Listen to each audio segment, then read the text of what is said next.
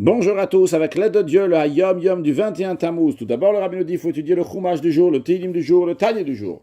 Puis, en ce qui concerne la période dans laquelle on se trouve, la période des 3 semaines, depuis le 17 Tammuz, jour où il y a eu la brèche dans la muraille d'Yerushalayim, jusqu'au 9 Av, le jour de la destruction du temple, cette période des 3 semaines, on ne dit pas la bénédiction de Shehechiyanu, qui est une bénédiction dans laquelle on remercie Hachem d'être arrivé à ce moment-là, à ce moment de bonheur et de joie, vu qu'on ne veut pas dire Shegian ou Lizmanazé, qu'on est arrivé à ce moment-là, donc des 3 semaines, qui est un moment de souffrance.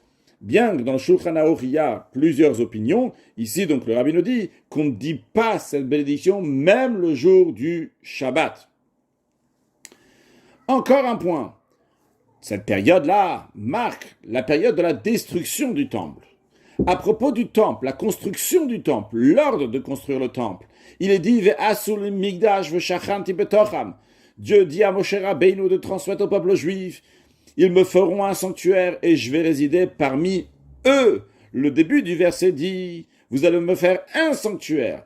Mais la fin du verset dit, je vais résider parmi eux, au pluriel. En effet, cela veut dire que chaque juif qui va faire un sanctuaire à Dieu, Dieu va venir et résider dans lui, dans elle. Betocham, dans eux veut dire betokol echad ve'achat mi'Israël, dans chacun et chacune du peuple juif. En effet, dans chaque juif, sans exception, dans la profondeur de son cœur, il a un migdash, un sanctuaire qui est à Dieu, qui est fait pour que Dieu va venir et résider à l'intérieur de ce temple.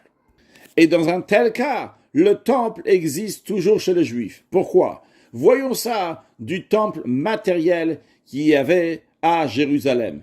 L'emplacement du temple, même pendant la période de l'exil et de la destruction, reste toujours sacré. Comme il est expliqué dans le Midrash, dans Shot Rabbah, au chapitre 2, que Rav Achai dit, la présence divine, la Shrina, ne se retire jamais du mur occidental. C'est-à-dire que la Shrina, la présence divine qui est l'essentiel du temple, reste toujours là. Alors qu'est-ce qui s'est passé ? Où est la destruction ? La destruction a touché uniquement les édifices. Mais la base, les fondations, la Shrina est toujours là. Ça, c'est dans le temple matériel. Il en est de même aussi dans le sanctuaire, dans le temple spirituel qui existe dans chaque juif. La fondation est toujours intacte.